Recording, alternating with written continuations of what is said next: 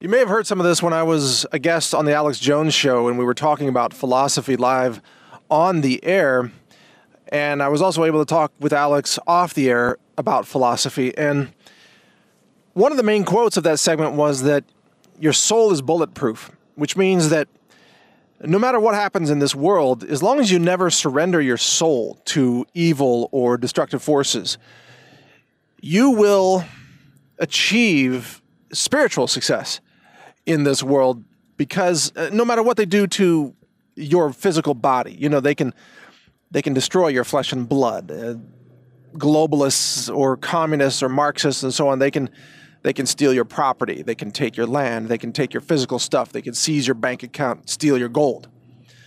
But they can't touch your soul. Your soul is the last safe haven, the last refuge of what you control and what you own. They can't take it from you. There's no technology to do so. The only way they can take your soul is if you agree to surrender it. In other words, the only way that you can be defeated at a spiritual level is if you agree to go along with evil. Now, of course, it's important to understand what is evil and what is good. But this can be defined more easily than you might suspect. That which is good is aligned with life and liberty, abundance, happiness, especially protection of life in all its forms. Even natural conservation is good, whereas destruction of ecosystems is evil. But also, the divine right of self-defense is good. It is a biblical principle. It's a divine principle. Opposing the right to self-defense is destructive. It's evil. It's the work of those who despise life and liberty and happiness and safety and all those things that really matter. So the war right now, the spiritual war that's being waged, is to try to convince you to voluntarily give up your soul, to voluntarily go along with evil and abandon good and truth and light. That's the war.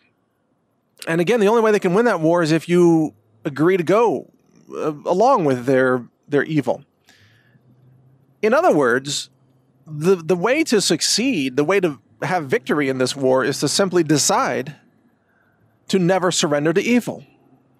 Simply decide that you're going to fight for life and liberty and happiness, and you're going to live a life with purpose.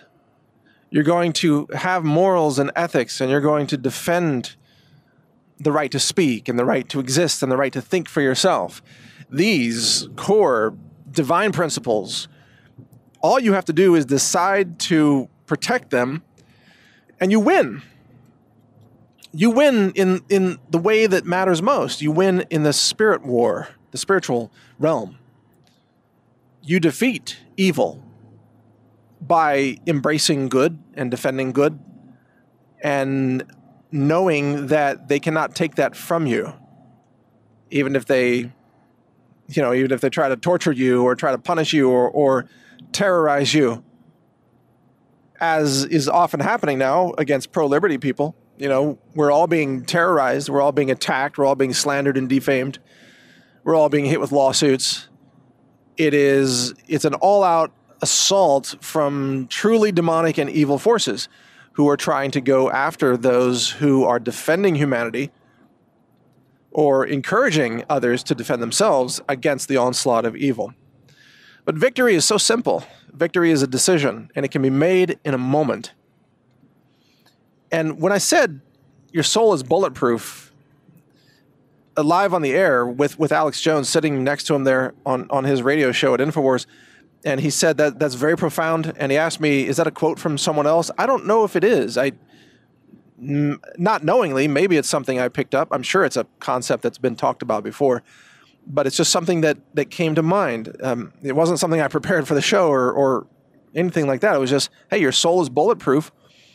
They can't take it from you unless you give it up. And I also said something that Alex said was very profound, which is, it's time that we all stopped negotiating with evil. Our job is not to negotiate with evil or, Democrats and Marxists and communists. Our goal is to defeat them. That should be our mission. You can't negotiate with evil because evil will always twist it. They will always find a way to use it against you or punish you or, deceive you. You can't even let them win a little. You don't sit down and negotiate with evil and come to an agreement with evil. It doesn't work that way. You defeat evil. You rise above it. You become a force for good and for light and love and God and the divine. And in doing so, you defeat evil, even though they will try their very best to annoy you and to defame you and to shut you down and demoralize you. They cannot take your soul unless you voluntarily give it to them.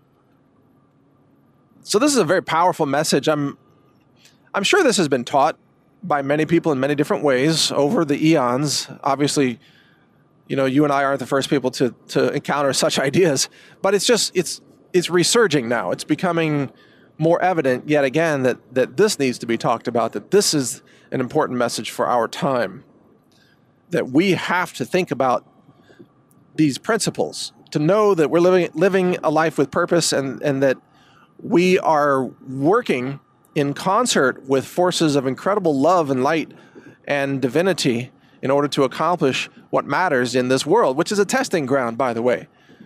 This life existence that you have right now, this is a testing ground. It's like a simulation almost to see what you do, to find out who you are. And you graduate from this testing ground on the day that you leave your physical body, which they call death, but it's just the death of the physical body, not the death of your soul, because your soul is immortal and bulletproof, as I said. Your soul goes on, and your soul is then judged for what you did here in this world. And this is a universal concept in not only every major world religion, but also in many ways in New Age thought, which calls it karma, for example, that there's a record, there's a cosmic record, you might say. And I know different religions describe this in different terms, but there's a cosmic record for the things that you do and the decisions you make and the actions you take.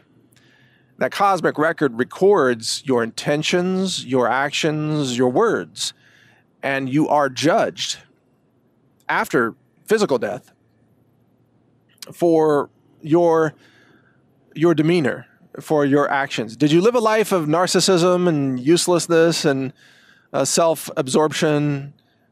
Or did you live a life in service of others? Did you work to protect life and liberty? Did you help others heal? Did you express compassion for others? Did you assist others who needed help? The answers to all these questions and much more are recorded.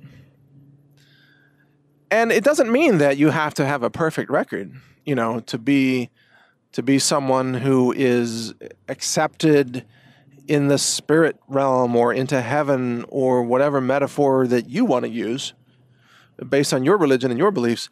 It doesn't mean you have to be perfect, because nobody is perfect. We've all made mistakes. We've all made bad decisions. We've all perhaps been angry at some point, said something we regret, and so on. That's just human. The real question is, how strong is your positive score versus your negative score? Because if you leave this world and your final score is just a net zero, then that's what you are too. You are a zero. Your soul has earned zero. If you've done some good, but you've done just as much bad, then you didn't live a life that mattered, did you? Because that score is all zeroed out. You are a zero at that point. But if you lived a life where you did 100 times more good than the bad, then you're like 99% good score and 1% bad score, and that's amazing, because most people will never achieve that. And that's a life worth living.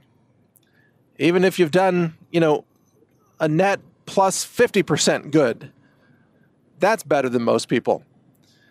Because most people are steeped in evil. The masses who go along with being brainwashed and indoctrinated by globalist-run systems that are steeped in evil and destruction, disinformation, lies, distortions, darkness, and death. Those systems run the abortion industry. They run the media. They run the science agenda. They run the vaccine industry. They run the pharmaceutical conglomerates. They run much of the government. Not all of it, but much of it.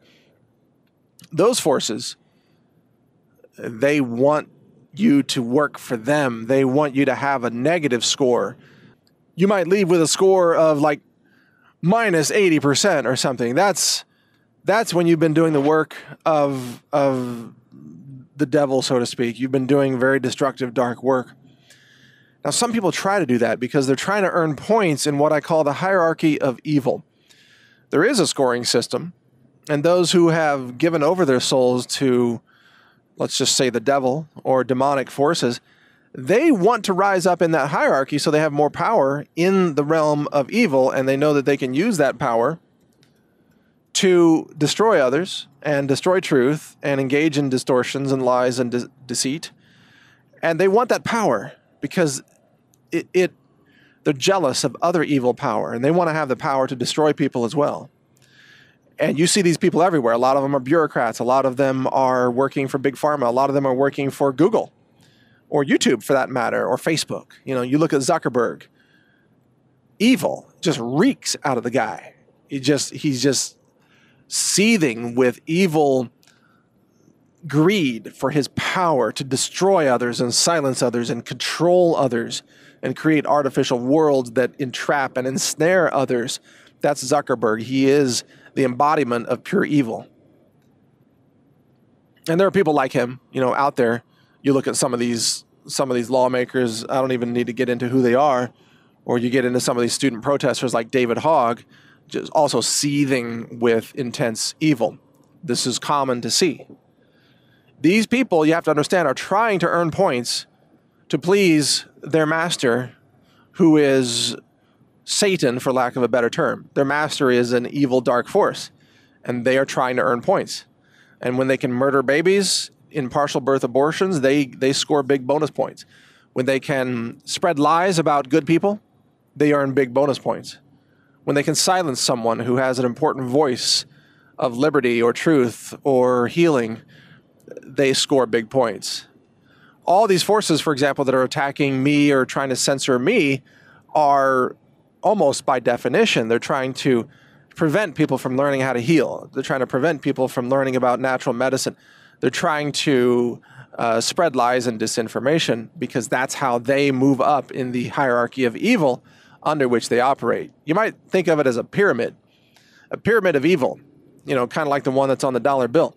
And at the lowest level of the pyramid, you have the low-level minions, kind of the newbies who have decided to work for evil, but they don't really have any standing yet. But as they commit more evil acts, they rise up in the hierarchy and they get more and more power, and they move toward the top of the pyramid. And then they get positions like a news anchor on CNN.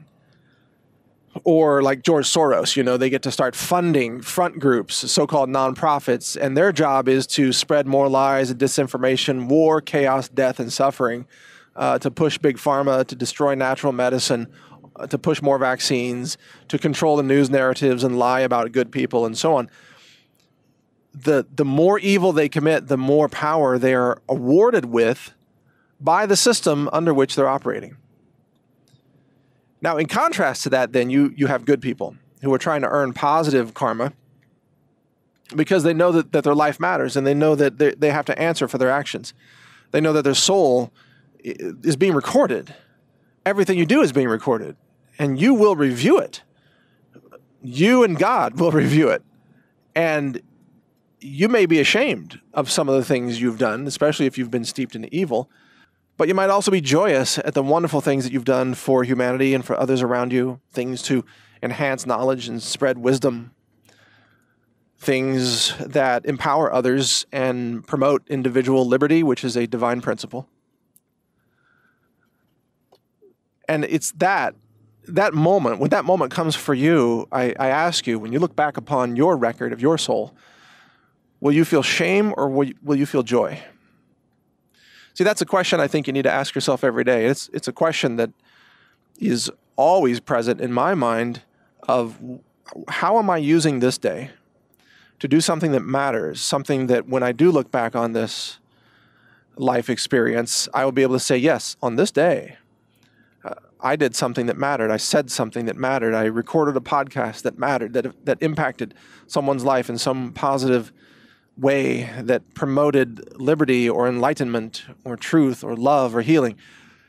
These are the things that matter. And it is the accumulation of all those things throughout your life that you're judged on at the end of your life. There will be a day that there's no escaping it. You'll look back. You'll have to look back and review what you've done. And I hope that for your sake, that when that day comes for you, you will be able to celebrate your life as a life lived with purpose and meaning, a life lived in service of others, and a life that accomplished things that truly matter in the real world. So if that's not something that you are able to achieve, then take a new look at what you're doing. It is achievable. You can change now. You can live better now. You can start earning positive points for your soul today.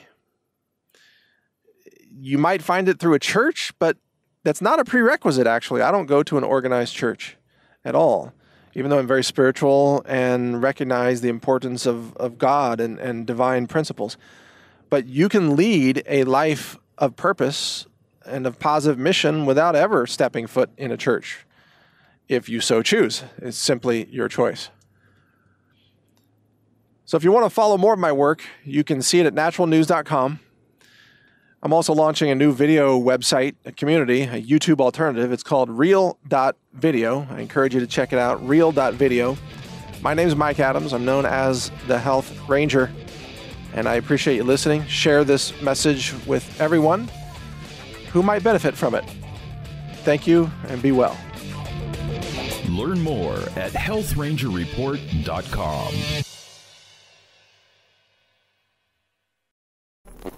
Thank you for watching. If you want to support our mission, visit us at healthrangerstore.com for the world's largest selection of lab-verified superfood and nutritional products for healthy living. It's at healthrangerstore.com.